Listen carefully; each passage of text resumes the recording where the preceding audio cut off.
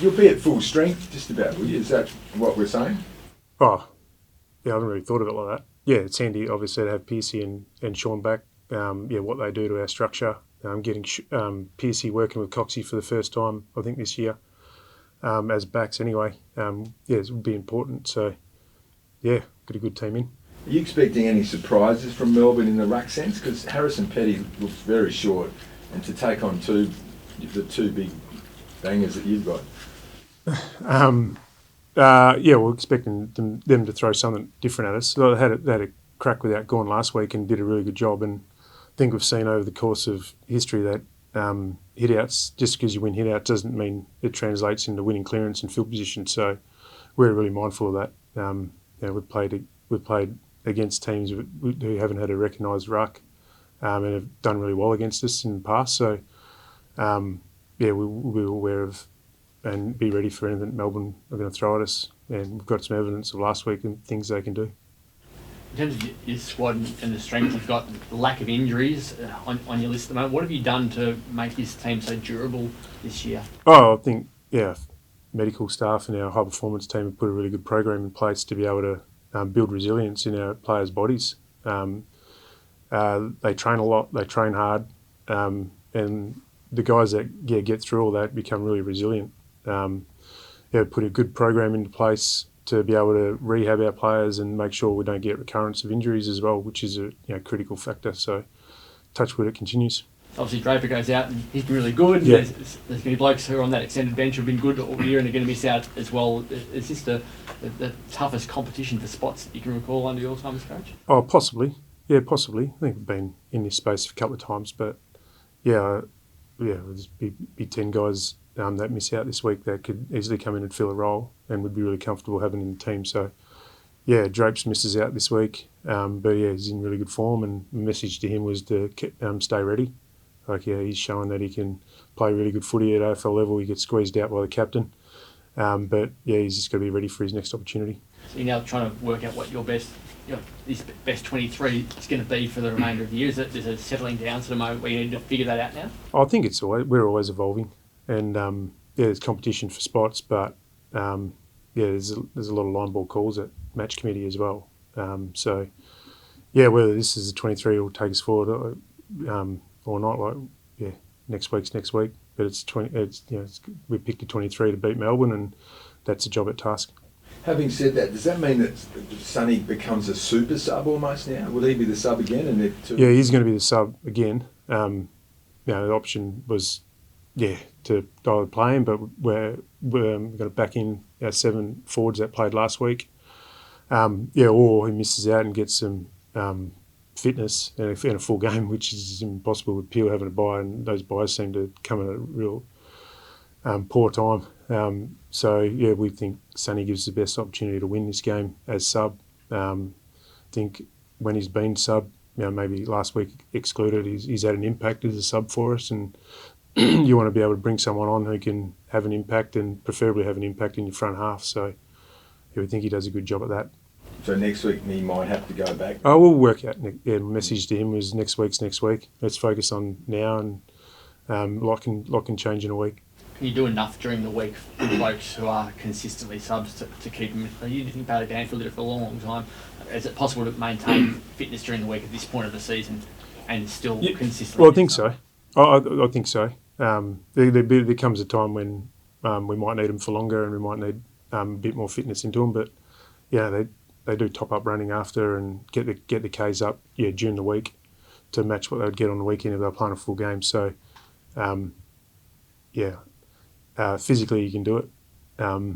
Mentally we'll just keep monitoring those players in those situations because it can be tough. When people in there recovering from the game and you're out running around and doing top ups during the week, it's not a lot of fun. So we'll just strike the balance there. Is that mental thing also worrying where you sit in your pecking order? Well, that's the flip side of having competition for spots is that those players sometimes feel that in the team and they feel that out of the team. So just got to make sure that we concentrate and think about the things that help us play well on weekends, not those external or outcome based thinking. So we've done a bit of work on that as well. But there's going to be guys that feel that. So did we see Sonny, would he, at Optus this weekend, would he just go straight back out and start training, will he? I mean, are you allowed to sing the song, or? I've got to get, they usually come in, get the debrief off the coach and, have a bit of, I don't know, get a drink, get their joggers and go back out there. Yeah. Coach is really good at supporting, fitness team are really good at supporting those players, but it's maybe not a lot of fun, so we'll just keep an eye on that. Yeah, and every club's the same, and Melbourne will probably travel a couple of extras, and you probably see them out doing the emergencies out there doing extras after the game as well. So every team's in the same boat. Justin, the more goals you kick this weekend, the more you raise for Starlight. Obviously, it's quite special. Yeah, it is, and I've spoken about it a lot this week. I'm really proud of the way the club do this, but I'm really proud of the way the players get behind it. Sometimes the club has to push players to do certain things, and this isn't one of them. They all put their hand up for it. They all love going to the hospitals and being around the kids when they come down to training. And hopefully we can kick some goals to raise more money and urge all our supporters to get on and have an amount per goal, and we'll hold our end of the bargain up. Luke Ryan, it's quite a story, isn't it, from Pick 66 to life membership. What can you say about him and where he's come from, where he's ended up? He's a great teammate. I think players walk taller running out with him. He has his teammates' backs. He has a level of competitiveness that not all players have. He just wants to win every contest. He wears his heart on his sleeve when it comes to that as well. And like I said, his teammates love walking out with him. So he's a pleasure to coach. I say he hasn't given me some headaches over the journey, but he gives his all on weekends, and he's been a really durable player for us as well. So it'd be great to see him get life membership, well deserved. I bet he was apologetic after the James Sicily mark too, was he? And he after, oh mate, sorry, Charlie. You don't need a comment on those sorts of things from him. Like, he's a competitor. We didn't get our positioning right there in a costly part of the game. But I think that the thing that is a bit of a difference with Lukey, put him in those situations, and we have put him in those situations a lot over the journey in tight games, and he usually stands up for us. So, he's a super player. Now you have Alex there. If Alex was there, it probably would have been a different scenario. Yeah, it was, like I said, it'd be nice to get Piercy and Coxie working together back there. They've formed a really good partnership when they've played together, but through injury, we just haven't had them there this year. So, hopefully they can pick up the pace really quickly. Is it significantly different when you chuck someone into that back six, and in such a significant role as Coxie will have when he hasn't been there the whole year, and they've played slightly differently without him? A little bit. In a little bit. I think he's played enough footy with those guys that the synergy and that type of thing's not as significant as just Coxie finding his own feet and own form and getting back to the pace of the game. Been out for a long time, like he has, 16, 18 weeks, whatever it was. Does take a little bit of time for him to find his best form, and feel like he had some really good moments last week, and he's building really nicely. But I think the synergy with him, Piercy, Luke is built over a number of years, and we haven't seen much of a backward step in that. Did you get any clarity last night from the appeals boys trying to be about how you coach players, or are you more confused now? No, not really. Not more confused, because I think the way we coach is clear in terms of don't pin two arms, and when you take player to the ground, clearly the MRO is looking to see one arm free in those situations. So I think the thing that probably took me by surprise a little bit was the length of those suspensions. I'm not sure we've seen that. I think it's those type of incidents have been 1 or 2 weeks maybe, and